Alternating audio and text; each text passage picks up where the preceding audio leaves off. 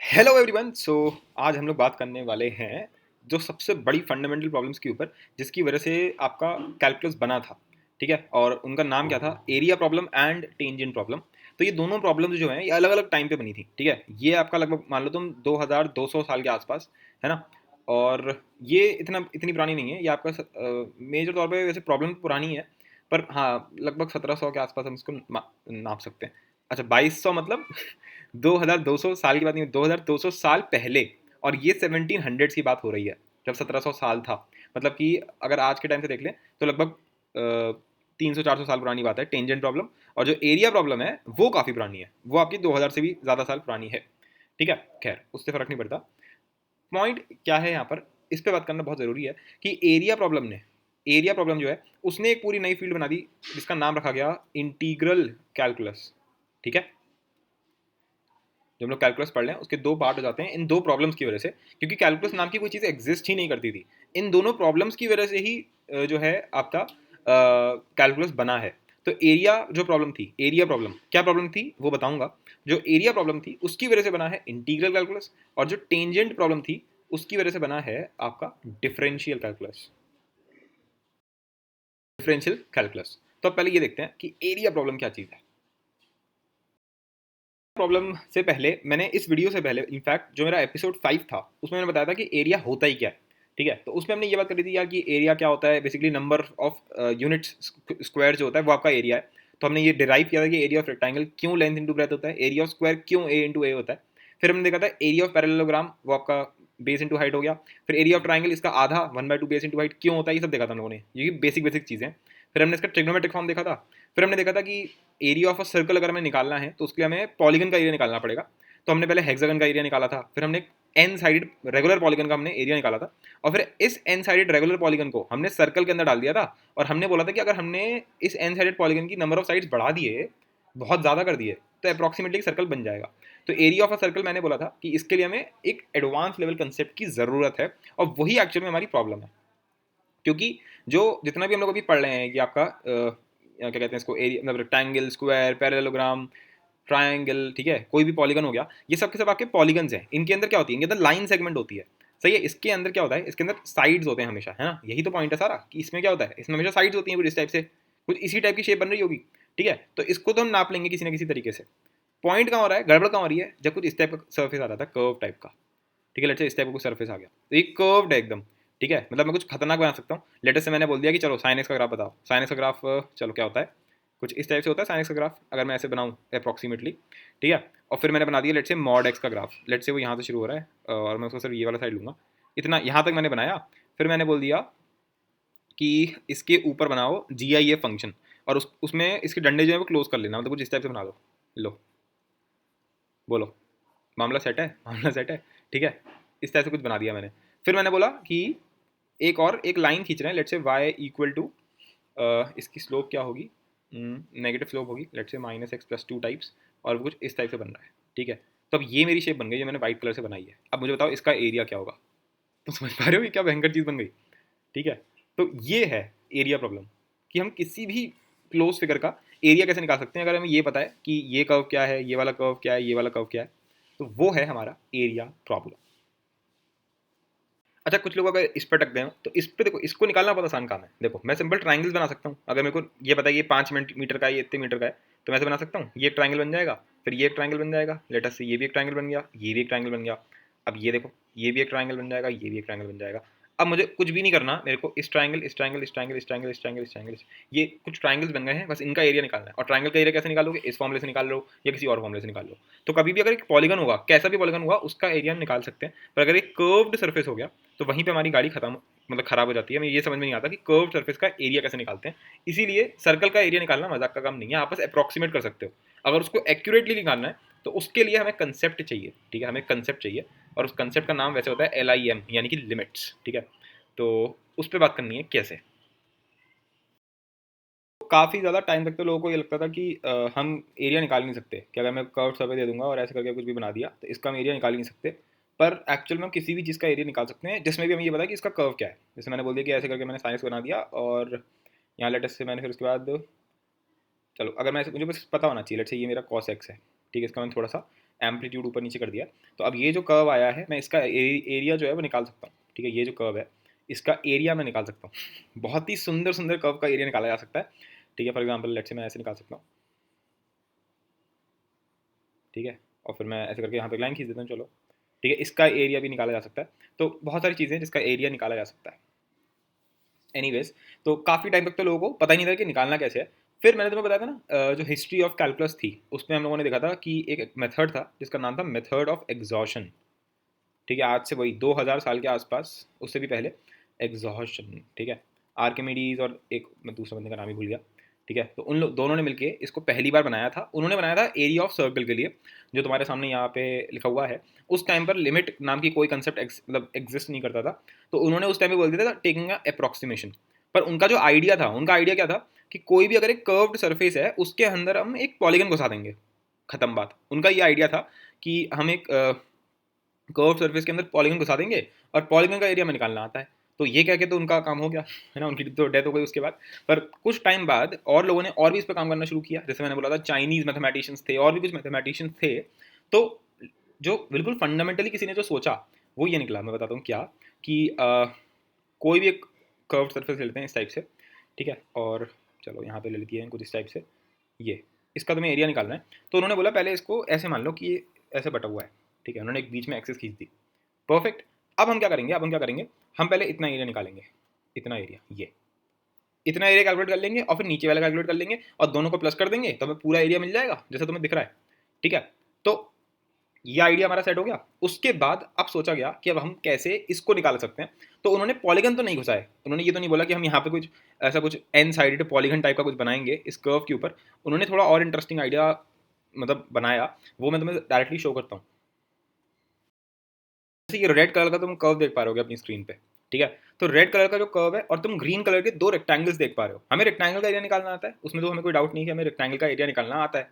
तो किसी ने बोला कि ये जो रेड कलर का कर्व है, ठीक है, अगर मैं इस रेड कलर के कर्व को इसका एरिया निकालना चाहूँ कि रेड कलर का कर्व उसके नीचे कितना एरिया है, ठीक है, उसके नीचे कितना एरिया, मतलब अगर मैं इसको यहाँ शो करूँ तो जैसे हमारा ये जो रेड कलर का कर्व है इस तरीके से बना हुआ है ना, अरे एक मिनट, ये ऐसे करके बना हुआ है ना हमारा रेड कलर का जो कर्व है।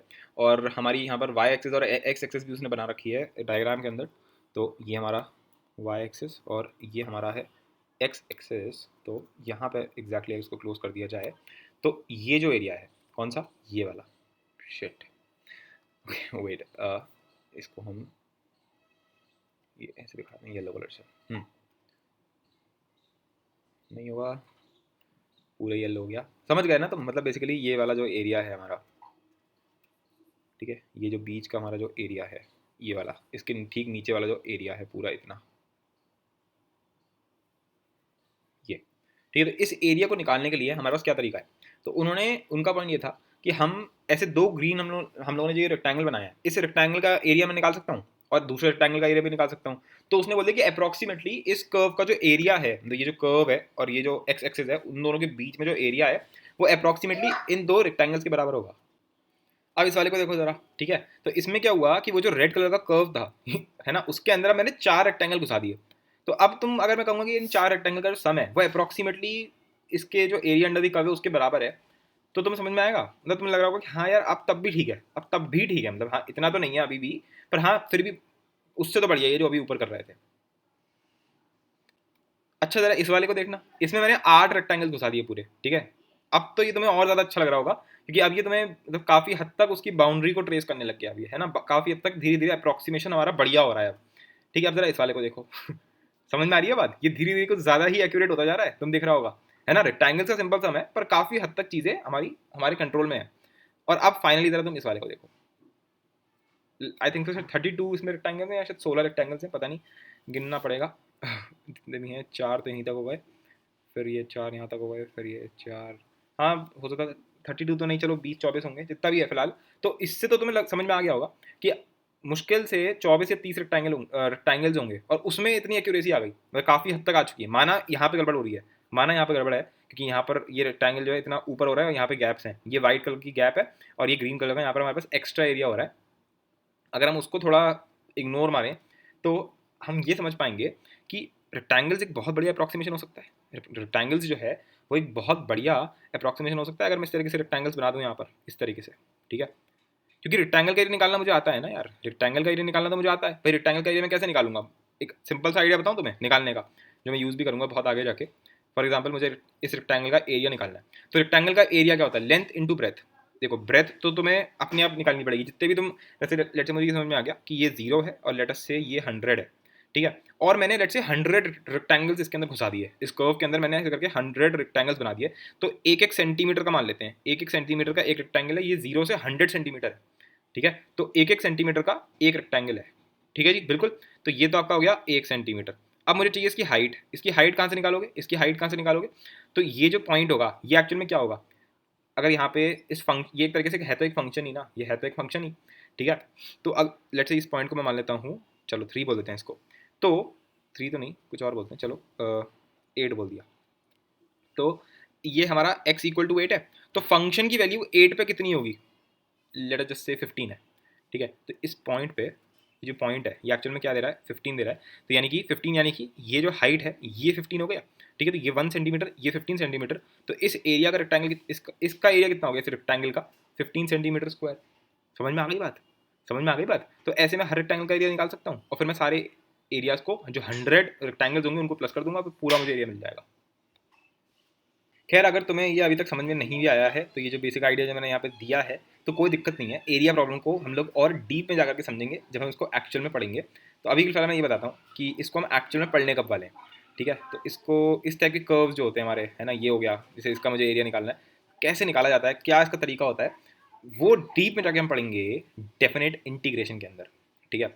अब कोई सोच रहा होगा ये इंटीग्रेशन कहाँ से आ गया, डेफिनेट कहाँ से आ गया, तो उसकी कोई टेंशन नहीं लेनी है, जब आएगा तब पढ़ लेंगे, ठीक है। तो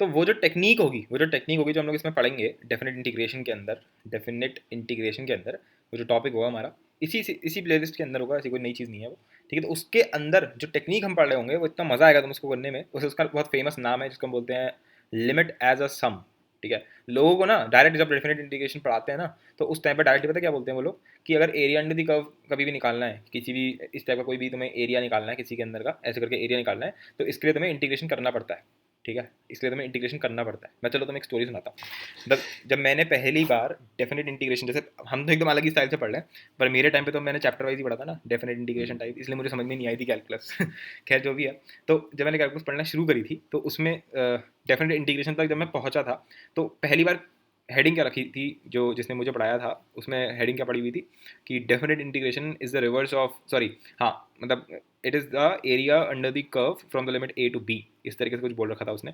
और जब उन्होंने पहली बार ये चीज़ लिखी ना कि डेफिनेट इंटीग्रेशन जो होता है वो area under the curve show करता है, तो मुझे लगा कि वो इस बात को प्रूव करेंगे कि जो इंटीग्रेशन होता है वो एरिया अंडर द कर्व क्यों होता है। मेरा दिमाग तो वही सोच रहा था कि क्यों होता है, मैं कैसे मान लूँ कि अगर मैं एक फलाना यहाँ लिख दूँ साइन एक्स डी एक्स, ठीक है, एक चीज़ होती है साइन एक्स डी एक्स, और उसका मैं इंटीग्रेशन कर दूँ लेटर से 0 से लेकर के पाए तक, 0 से लेकर के पाए तक, तो ये जो चीज़ है ना ये पता है किसके बराबर है? ये जो मैंने लिखा है यहाँ पर ये इसके बराबर है। जो साइन एक्स का तुमने ग्राफ देख रखा है, जैसे ये साइन एक्स का ग्राफ है, ये होता है 0 और ये होता है पाए, तो ये जो एरिया होगा, ये जो एरिया होगा ये शो करता है ये।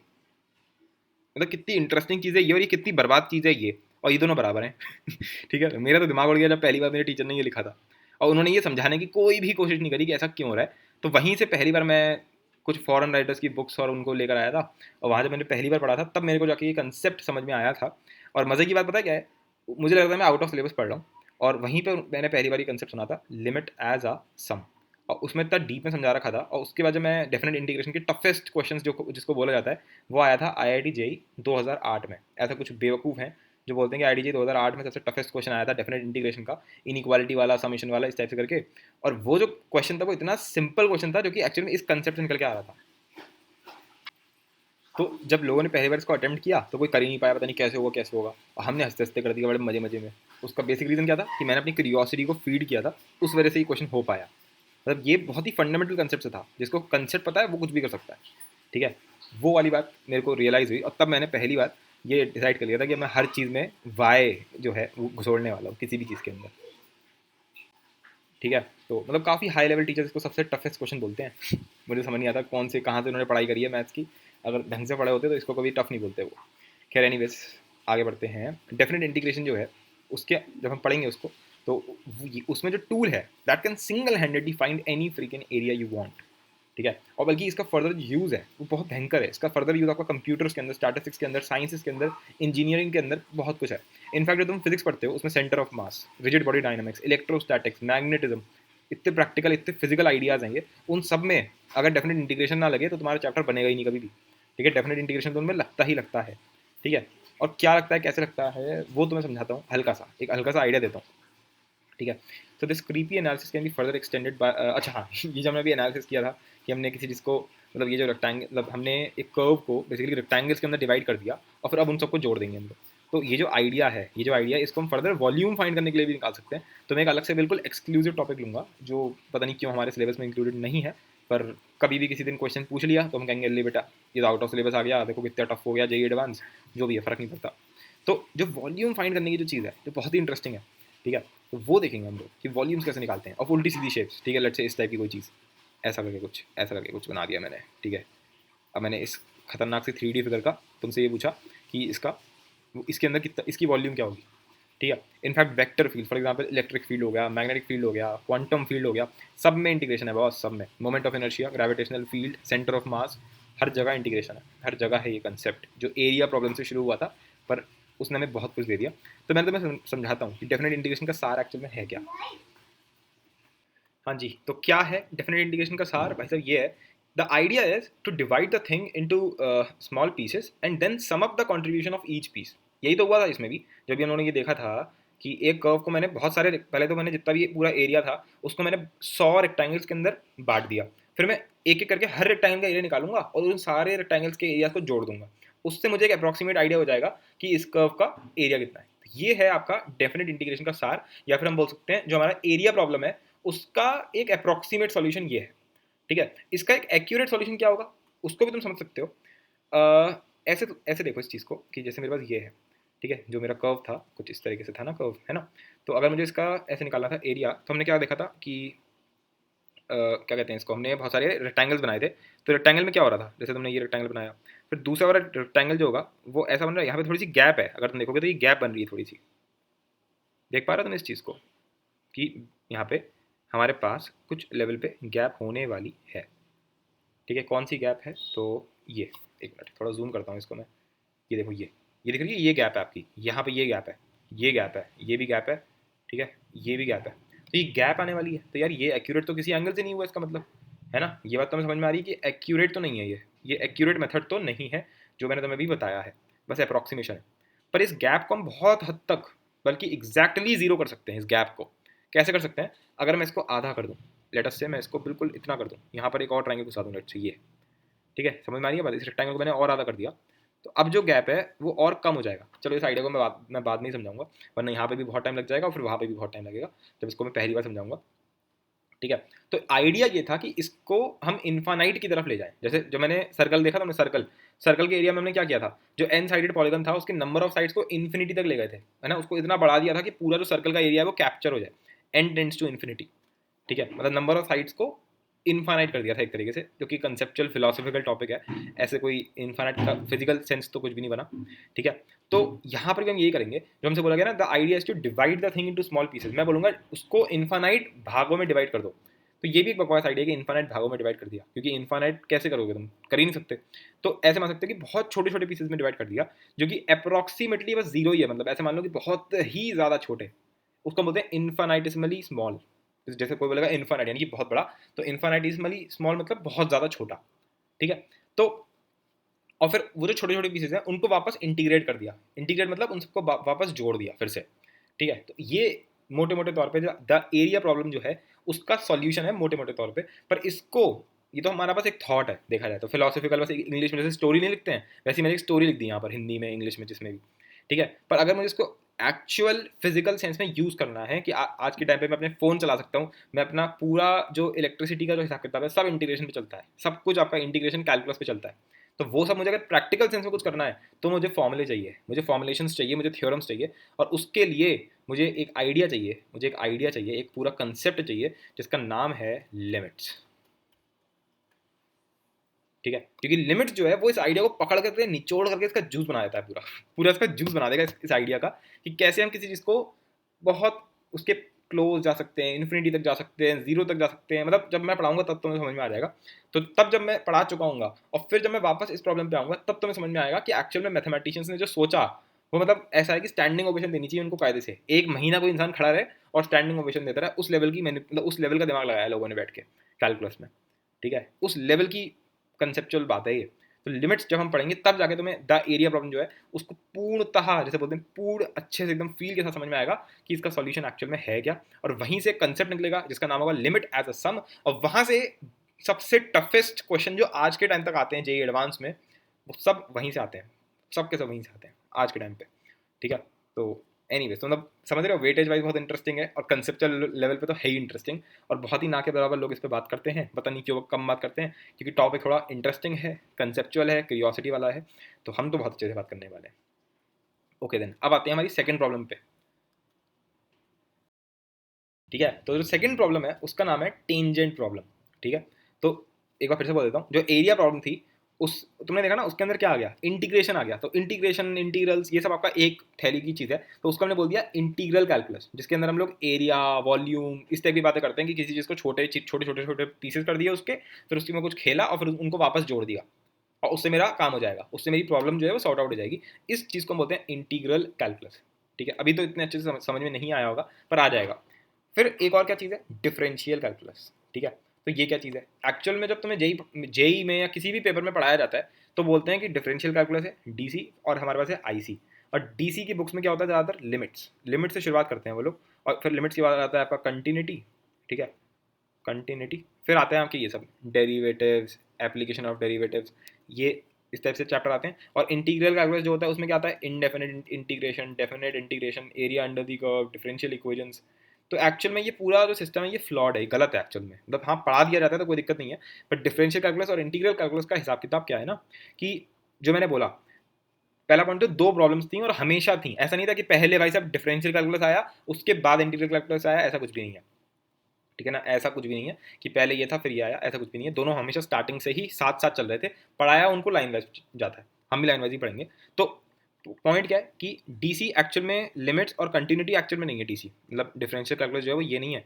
डीसी जो है वो सही मायनों में यहाँ से शुरुआत हो रही है उसकी, यहाँ से डेरिवेटिव्स, एप्लीकेशन ऑफ डेरिवेटिव्स, ये है आपका सही मायनों में डिफरेंशियल कैलकुलस। लिमिट्स और कंटिन्यूटी, कंटिन्यूटी भी जो है ना वो एक्चुअल में लिमिट्स है बस, और कुछ नहीं है। तो कंटिन्यूटी भी तुम ऐसे मान सकते हो, सर्टेन एक फंक्शंस होते हैं जिनकी लिमिट निकालना बहुत आसान होता है। ठीक है, उन पर हम डायरेक्ट सब्स्टिट्यूशन कर देते हैं, उनको हम कंटिन्यूटी बोलते हैं।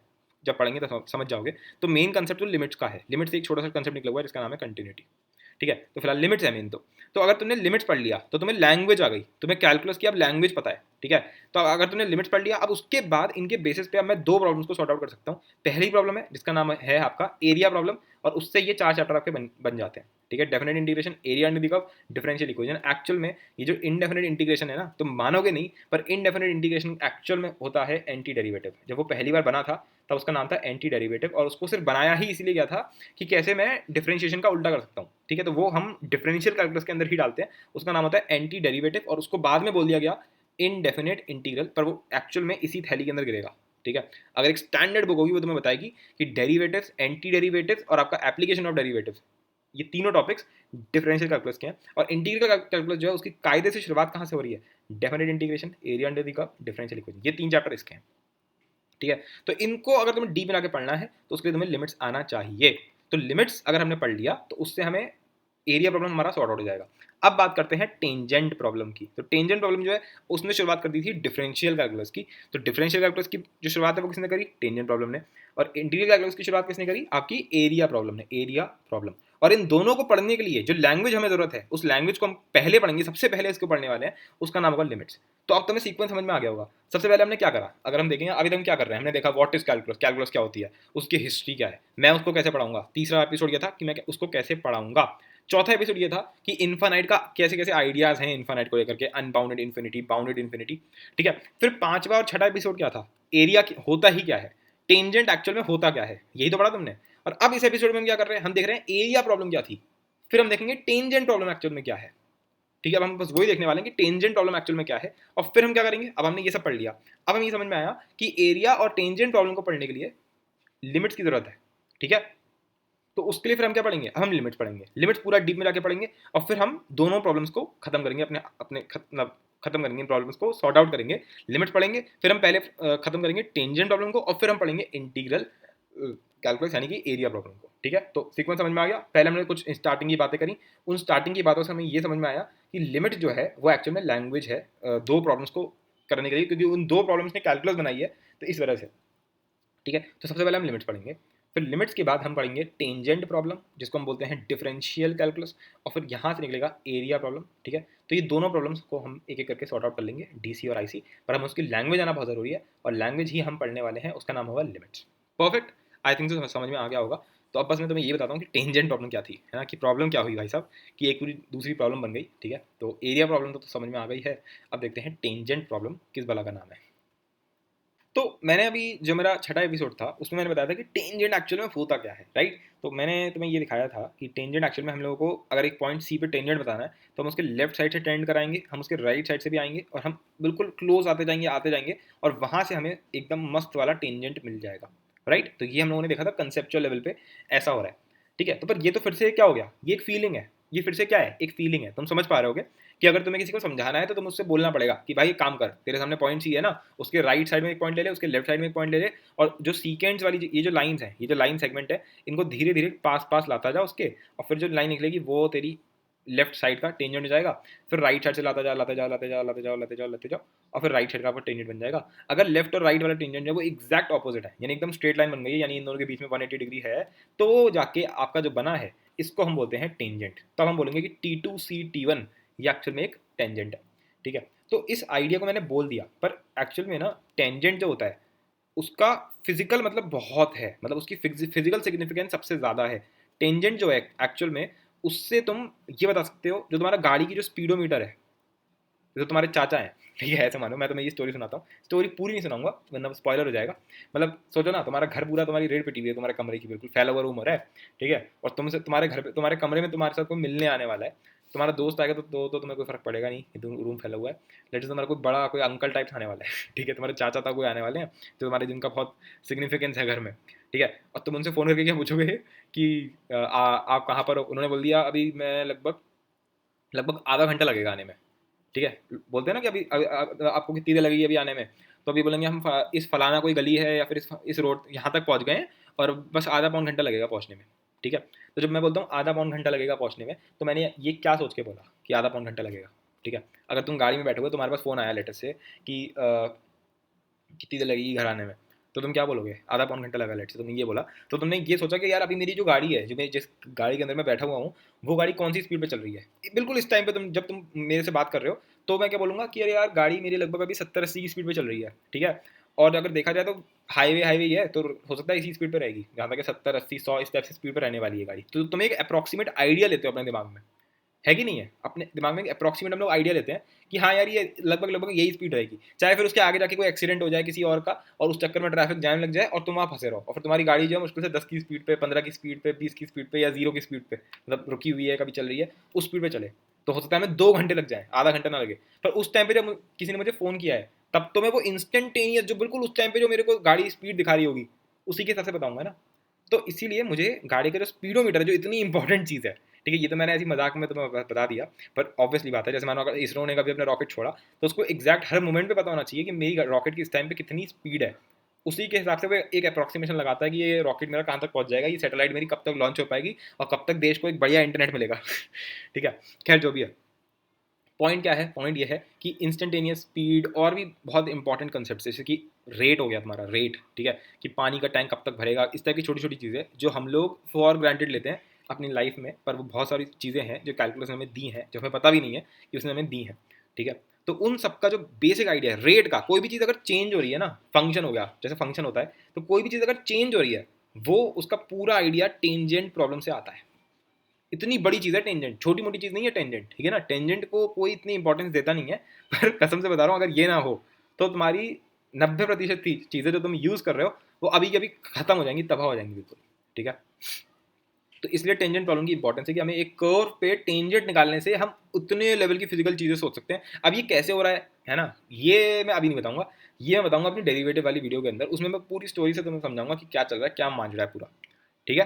परफेक्ट, तो वहीं पे बात करेंगे क्या है ये प्रॉब्लम अच्छे से। अभी के लिए तो बस ये प्रॉब्लम ये है टेंजेंट प्रॉब्लम, कि हमें किसी कर्व पे टेंजेंट निकालना तो आ गया कि हम लेफ्ट साइड से आएंगे राइट साइड से आएंगे, पर इसका मैथमेटिकल एनालिसिस करना नहीं आता। ये बिल्कुल वही वाली बात हो गई जैसे भी हम लोगों ने एरिया प्रॉब्लम में देखा था कि फील में तो सब पता है, पर एकदम मैथमेटिकल फॉर्मुलेशन से हमें सब कुछ मिल जाए ऐसा नहीं हो पा रहा है, ठीक है। तो ये जो मैथमेटिकल फॉर्मुलेशन है, इसको पढ़ने के लिए भी, जब मैं इसको फॉर्मुलेट करूंगा, अभी मैं तुम्हें समझा नहीं रहा हूँ, पर जब इसको फॉर्मुलेट करोगे तो उसके लिए भी हमें कंसेप्ट की जरूरत पड़ेगी, जिसका फिर से क्या नाम है, लिमिट्स, ठीक है। तो तुमने देख लिया कि टेंजेंट प्रॉब्लम यानी कि टेंजेंट को बेसिकली मतलब मैथमेटाइज करना है। बेसिकली हमें क्या करना है कि किसी कर्व पे टेंजेंट बनाना है, तो इसकी पूरी इक्वेशन निकाल सकूं मैं बिल्कुल परफेक्टली कि इस पॉइंट पे टेंजेंट क्या होगी, इस पॉइंट पे टेंजेंट क्या होगी। तुम लोग पता नहीं, तुम्हें पता भी होगा या नहीं होगा, जैसे y equal to X square, ठीक है, ये एक कर्व है, इसका ग्राफ कैसा होता है, ये इसका ग्राफ होता है, ठीक है। तो फिजिक्स में अगर कुछ लोग पढ़ते हुए आ रहे हैं मे बी, और नहीं पढ़ते हुए आ रहे हैं तो कोई फर्क नहीं पड़ता, पर हम एक चीज़ बोलते हैं डिफरेंशिएशन, ये एक चीज़ होती है डिफरेंशिएशन, ठीक है। तो अगर मैं इसको डिफरेंशिएट करता हूँ तो आंसर आता है 2x। पता है y equal to 2x actual में क्या चीज़ है, वो इसका टेंजेंट है हर एक पॉइंट पे। जैसे x इक्वल टू 0 पे इसका टेंजेंट क्या होगा, कुछ इस तरीके से होगा, इस पॉइंट पे इसका टेंजेंट क्या होगा, कुछ इस तरीके से इसका टेंजेंट निकल रहा होगा। तो जो जब तुम डिफरेंशिएशन करते हो तो एक्चुअल में तुम टेंजेंट निकाल रहे होते हो। खैर छोड़ो, तुम अभी समझ नहीं पाओगे, जो भी है। तो बेसिकली जो लिमिट्स का कंसेप्ट है, जो लिमिट्स का कंसेप्ट है, उसकी ये वैल्यू है कि वो जो कैलकुलस का जो बीच है, जो कैलकुलस जिसकी शुरुआत हो रही है area problem and tangent problem, वो पढ़ने के लिए, उनके मतलब उनके बारे में सही से बात करने के लिए भी, उनकी लैंग्वेज समझने के लिए हमें लिमिट्स आना चाहिए, ठीक है। तो अगली वीडियो से लिमिट्स शुरू होने वाला है। परफेक्ट, हम लिमिट्स को बिल्कुल धो डालेंगे अच्छे से, 7-8 एपिसोड हम सिर्फ लिमिट्स पे ही करने वाले हैं, ठीक है।